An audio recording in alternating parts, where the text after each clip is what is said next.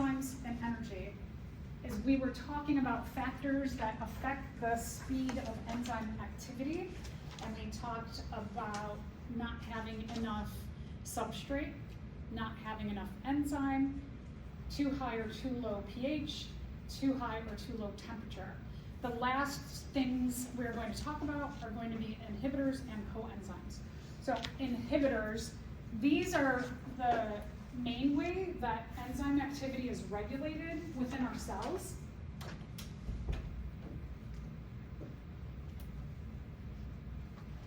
Remember that in our cells we have thousands and thousands of reactions that are happening at the same time, at the same second. They're going fast. And so what happens with inhibitors is something competes for the active or binding site of the enzyme.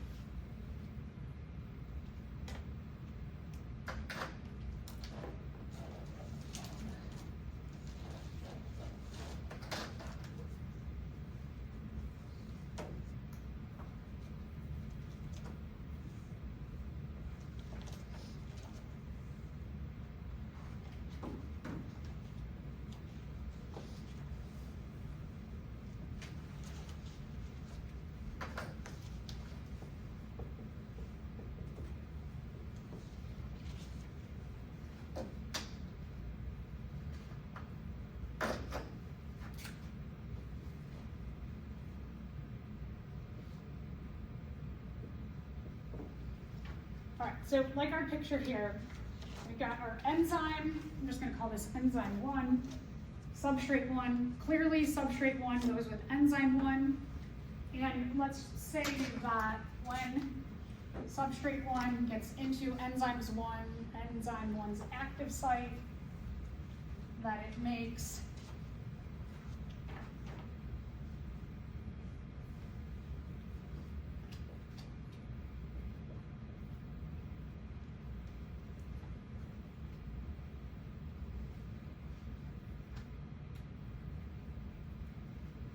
substrate 2, and then that substrate 2 goes with enzyme 2, and then we'll have a 3 and a 4, and we have this long metabolic pathway. Now, all the way down here, let's say this is the end, and our end product of this whole pathway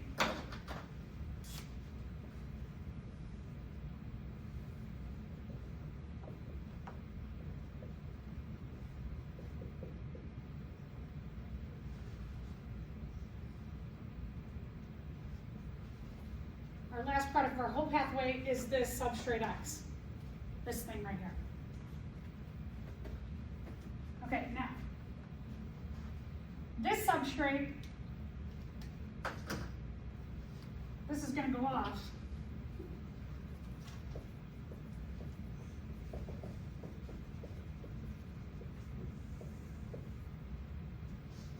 And let's say this whole thing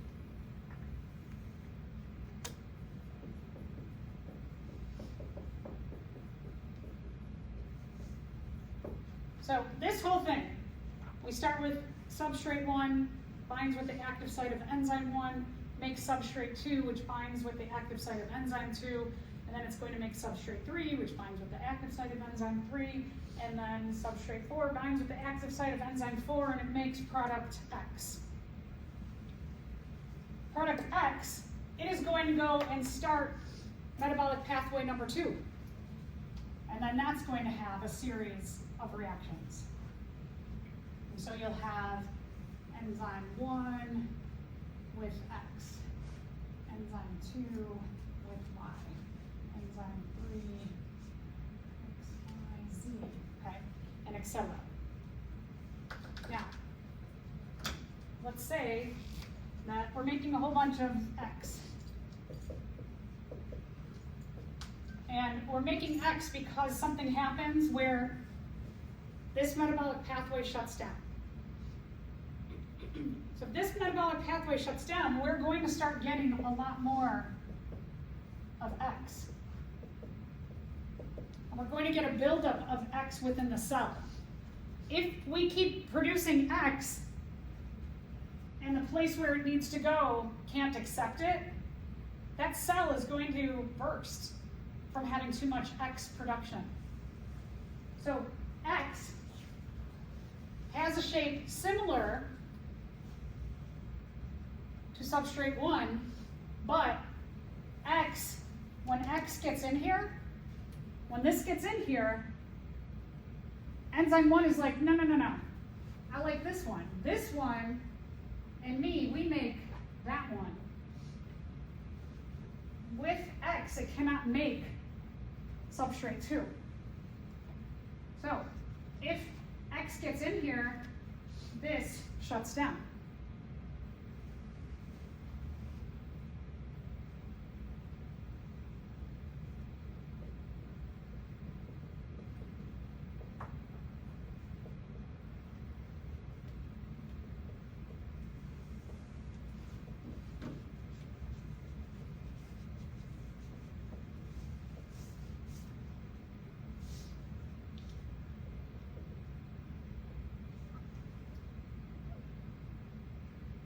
So if substrate X gets in here,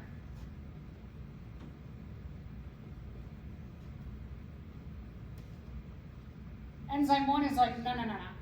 I don't, with X, I cannot make this. I can only make substrate 2 with substrate 1. So we have a lot more of X than we do substrate 1. So eventually, one of these X's, because there's so many of them, is going to get in here and stop the production of itself. Because this is blocked up. Some other substrate can compete with the enzyme's specific substrate for the active site. And that's what we call competitive inhibition. This is very, very common.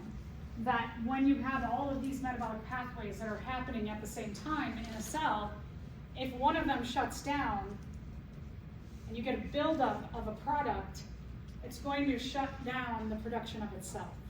It's so clever, so organized. So that's called non-competitive inhibition. This is very common. We have another kind of inhibition, which is called non-competitive inhibition. So again, we've got substrate 1, enzyme 1,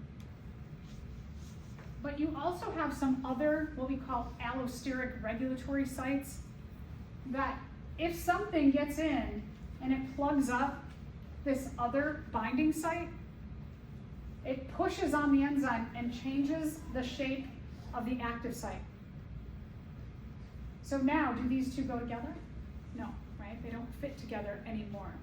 So if you get the production of some other molecule in some other pathway too much, it can plug into this allosteric site, which changes the active site shape and it shuts down this part of the metabolic pathway.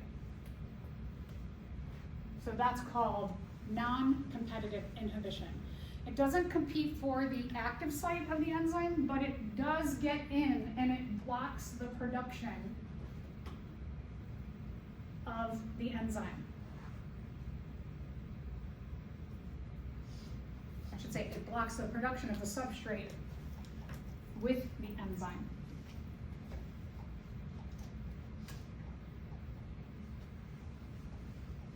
This is not as common, but it can happen. It's usually competitive inhibition. Part of competitive inhibition is this feedback inhibition. So competitive inhibition, really it's just this idea right here, this centralized idea, this, I should say, isolated idea, that you can have something compete with the substrate for the enzyme's active site. It can get in there. This is what the result of competitive inhibition is, which is feedback inhibition. So we're just taking competitive inhibition all the way through.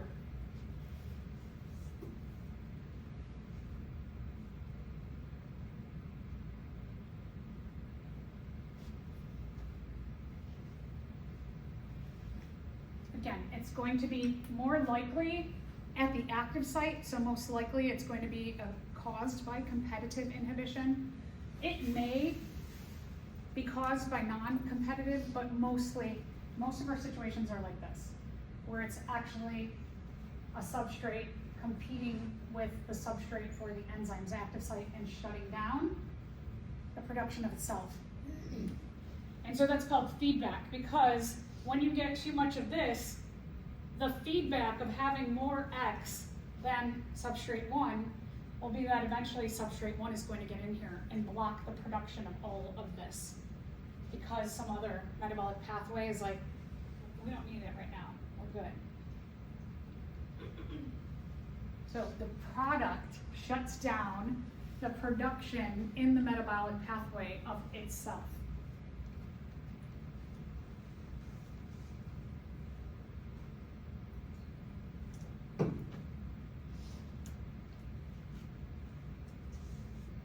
It will keep the production of X at a reduced amount until whatever this other metabolic pathway is that needs substrate X, when it opens up again and it can start using X, then it's like, okay, we can use this one. That one goes in and then whoop, keeps continuing on the metabolic pathway. And that one goes in, the metabolic pathway continues, and then this one goes in, the metabolic pathway continues, and this one goes in, and then this one goes in. All of this surplus starts getting used in the right metabolic pathway, and then eventually the one that's stuck in here gets used, and now substrate 1 can bind in, and this pathway opens up, and we start to get the production of X because it's getting used somewhere else. I think it's so cool that we're so organized in that way. And then here's just another picture of what I have on the board, that in this case we start with substrate threonine. It's an amino acid. It binds with enzyme 1 to produce substrate A, which binds with enzyme 2 to produce substrate B, which binds with enzyme 3 to produce substrate C, which binds with enzyme 4 to produce D, which binds with enzyme 5. But the production of isoleucine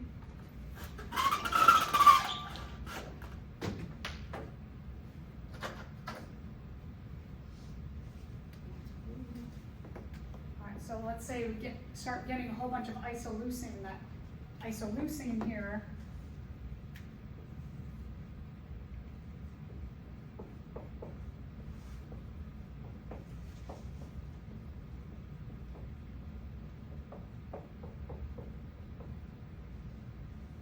isoleucine is supposed to go off to another metabolic pathway.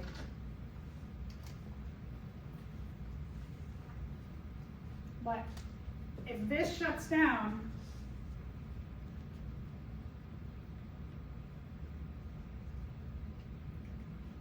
and you start to get this overproduction now, isoleucine is not able to be used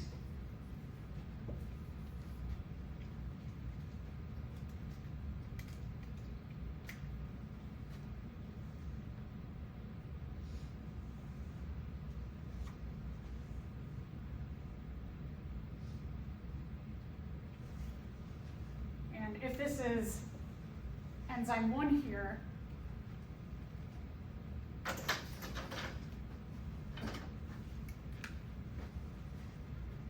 isoleucine, the substrate for enzyme 1, can fit in there, but let's say that,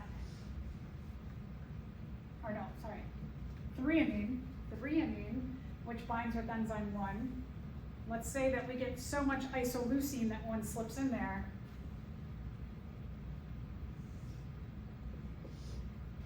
Oh, I should say this. And it shuts down the production of itself when isoleucine binds to enzyme 1. But isoleucine and enzyme 1 do not make B. The metabolic pathway gets stopped there. Then, if this opens up again,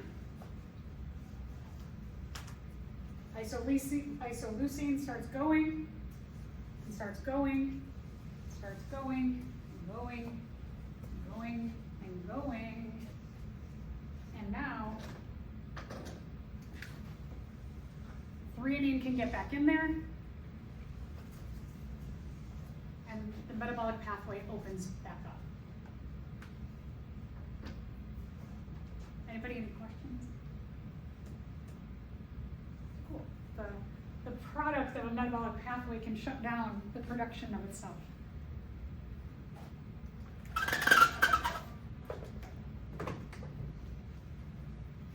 All right, which of these statements is false regarding enzymes? Enzymes are proteins that function as biological catalysts. Is that true?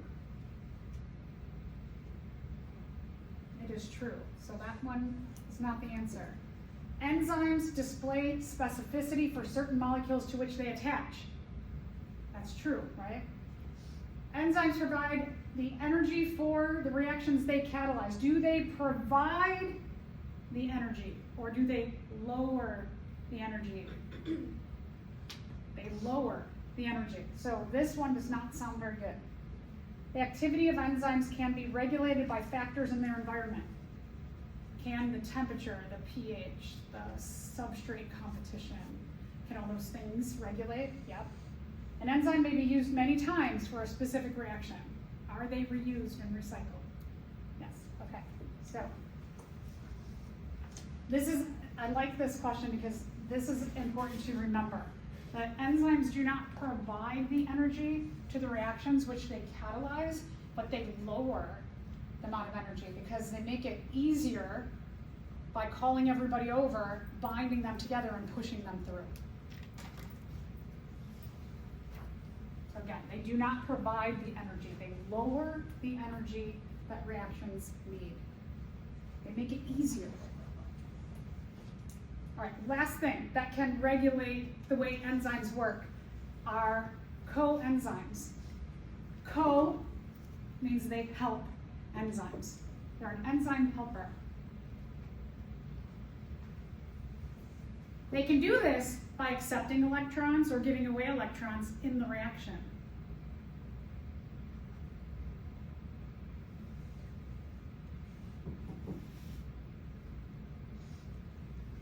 What are particles that can contribute electrons or take away electrons from a reaction? Neutrons, atoms, ions, subatomic particles, or elements? Remember back from chapter 2? Which one? Remember the definition of an ion? It is a charged atom or molecule, and it is charged because it either gives away an electron and it becomes a positive ion, or it accepts an electron and becomes a negative ion. So what are these ions that help out our enzymes? Vitamins, metals. Like, you might think like, why would I have metals? Like iron. Iron helps our oxygen bind to the hemoglobin proteins on our red blood cells. How many people are anemic? Yeah. So a lot of, especially women, are more anemic than men, and sometimes other people can be anemic too. So if you have anemia, you should take an iron supplement. I take one every day. or take all of us, just kind of in general, to make sure that all of these little metabolic pathways are working well. It's not a bad idea to take a multivitamin. Anybody eat a perfectly well-balanced diet? Yeah, if you do, wow.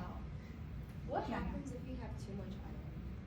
Or does anything bad happen? Or is it just... I am not exactly sure, but I do know that too much of general good things are not good. So I'm not sure the result of it, but you definitely, like, you want to look at the limits of an iron supplement, right? Yeah. Like, if it says take 1 per day, you don't want to take 5 per day and be like, well, I'm really anemic, I should probably take 5. I'm sure that will have an effect on you. Likely the effect will give you very bad diarrhea. That a lot of times our body will regulate when we have too much of a good thing. My son had 5 kiwis. We got these big kiwis, and he ate 5 of them, and his whole mouth was raw from the acid. Right? So I'm like, yeah, kiwis are good for you, but maybe not 5 in one day at the same time. Right? So our body has ways of telling us, it was no more kiwis, because if you have another kiwi, it's gonna really hurt. Right? Yeah. So I know iron, if you take too much iron, it can cause you to have diarrhea. Yeah. So Okay. other than that, there's probably more severe things that can happen. I would guess that might be some kind of damage to your liver and or kidneys. Would be really bad over time. But that's a really good question. I'll probably look it up in lab and see what can happen. Yeah, so you don't want to mess around, especially also A, D, E, and K. Those are fat-soluble vitamins. You don't want to go over the daily limits of taking them, because some of that we get in our diet. And if you take too much A, D, E, and K, you can actually make a toxic environment. They get absorbed by our fat. They are fat soluble, so the extras that we don't use, they can get stored inside of your fat, and over time make you very toxic. The water soluble vitamins like C, if you take, the limit for a C vitamin might be 200 milligrams, but the pills are 1,000. C is very good for our immune system, but anything we don't need that's water soluble, you pee out. So if you've ever noticed, you take a vitamin and your pee is bright yellow, it's because your body's we don't need all this extra stuff. So some things we'll get rid of and some things we'll hold on to. What's the difference between women's multivitamins and men's? So not that much. Those are gimmicks mostly. They're mostly about the same. Because we are just a little bit different in our systems, we might need more iron. Sometimes in a woman's supplement, they'll put a higher amount of iron in it, and then they market it as a woman's supplement. And sometimes they make them more expensive. So a lot of that's gimmicky. Yeah. Men's multivitamins, sometimes they put more things that help build muscle. And I'm saying this because a lot of it is just exercise helps you build the muscle, right? So, yeah, it's not too much is different. Good question. So, if you have a vitamin deficiency, it can slow these things down. All right, I think this is it, right? This is it. When a muscle cell demands energy to perform its work of contraction, what happens to ATP? Do you think ATP manufactures more ATP? ATP doesn't follow the laws of thermodynamics. ATP is built up. ATP catalyzes a reaction, or ATP is broken down. Is ATP an enzyme? It does not catalyze, so we're here and here. Do you need an input of energy to make your muscles contract, to do work? Well, you need an input of energy. Well, you need energy to come in so that you can use energy to do the work of muscles. So do we need ATP to build up or break down? Okay, good. Oh, ATP's got to be broken down so that it can give energy over, so that then that can be transferred to make the muscles do energy things. Oh, yours is like it. All right, so let's stop there.